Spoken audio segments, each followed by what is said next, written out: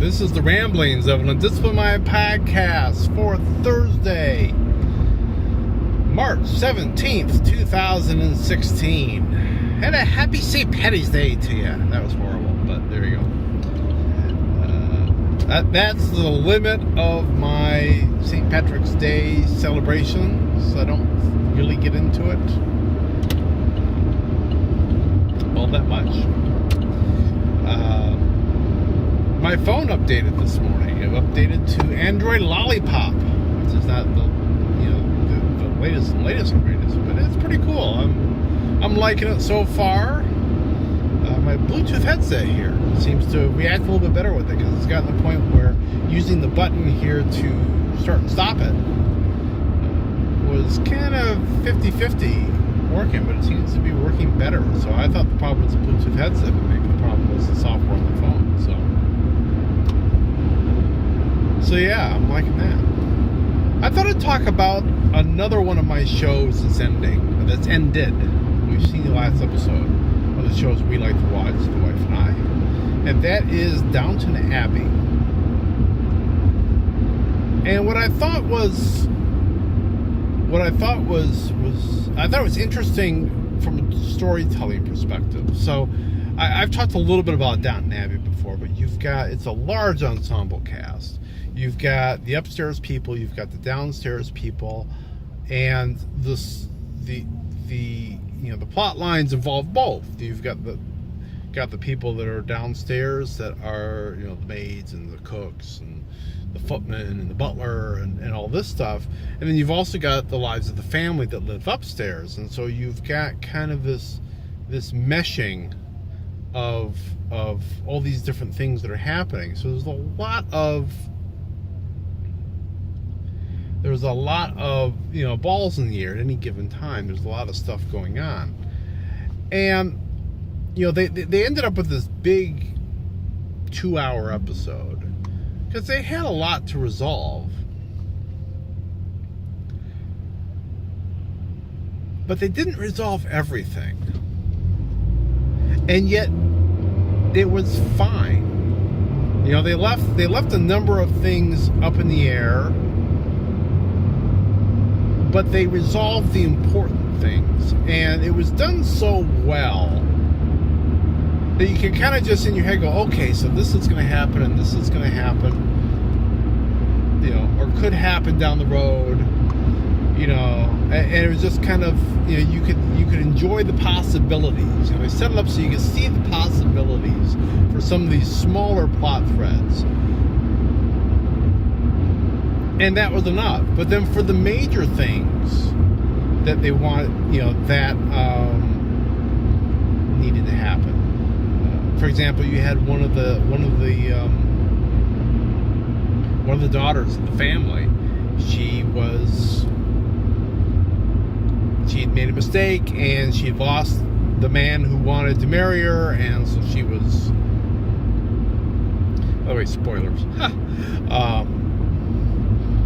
So, she was kind of getting ready to live the life of a spinster. She had, she owned a magazine, she had a house in London, so she wasn't, from a financial aspect, she really didn't need a husband, but, she didn't necessarily want to be living alone.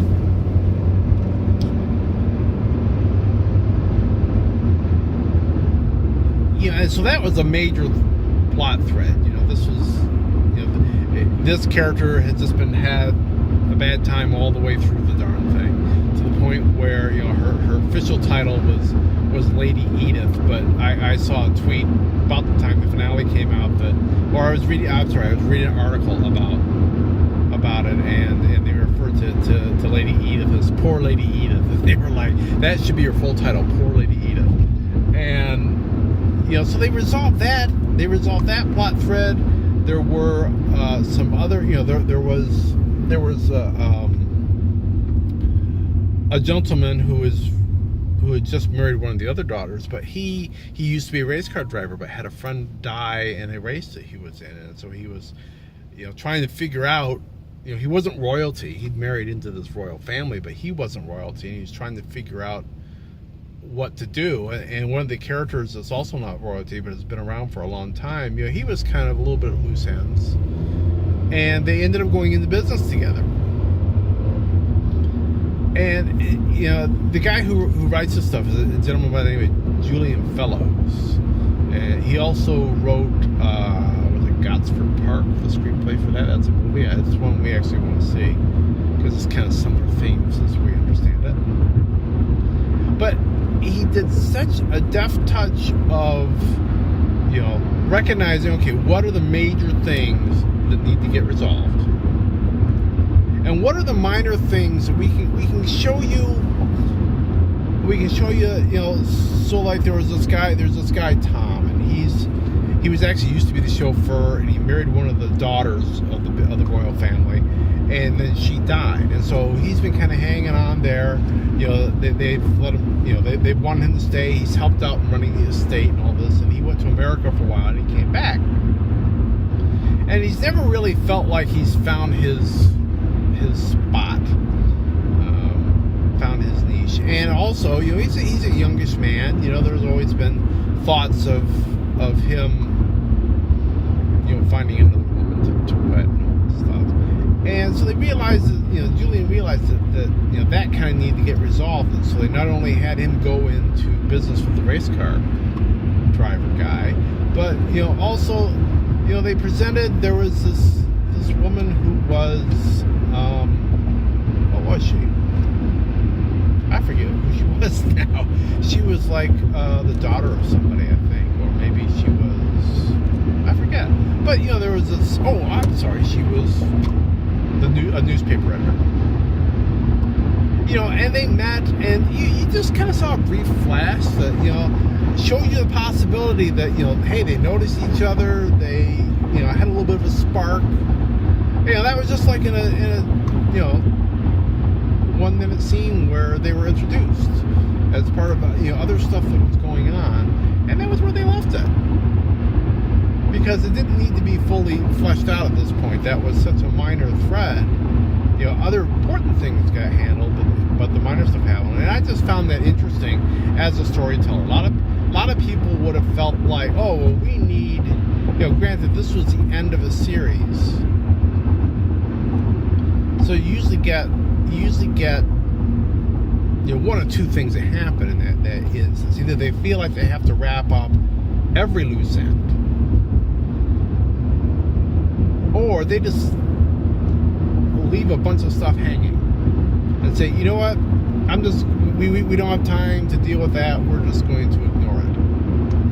And I really can't think of kind of a plot thread or a theme that's been going on with these characters where they didn't at least give you a little bit of a glimpse of, well, this could happen, and you can kind of see, well, down the line it could get resolved in this manner potentially. Certainly nothing to tell you that this is definitely for this particular character in this area, this is how it goes down. And it was just, I thought it was from a storytelling perspective, I just thought it was really deftly done.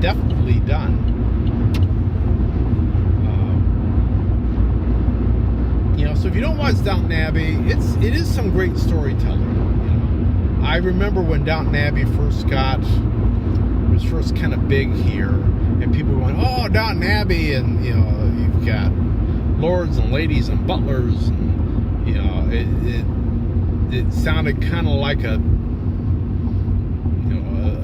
Victorian soap opera or something, but it is really interesting, and it really is, the whole series is they do a lot of really great storytelling in an hour a week with a very large cast, and it's managed really well. So if you haven't watched it, I'd recommend it. I know the first 3 or 4 seasons are available for free on Amazon if you got Prime. So I would recommend checking it out, because I think it's worth the time. In fact, the wife and I were kind of mulling over that it might be time to rewatch it. Now that it's done, kind of blow through blow through the seasons and do it.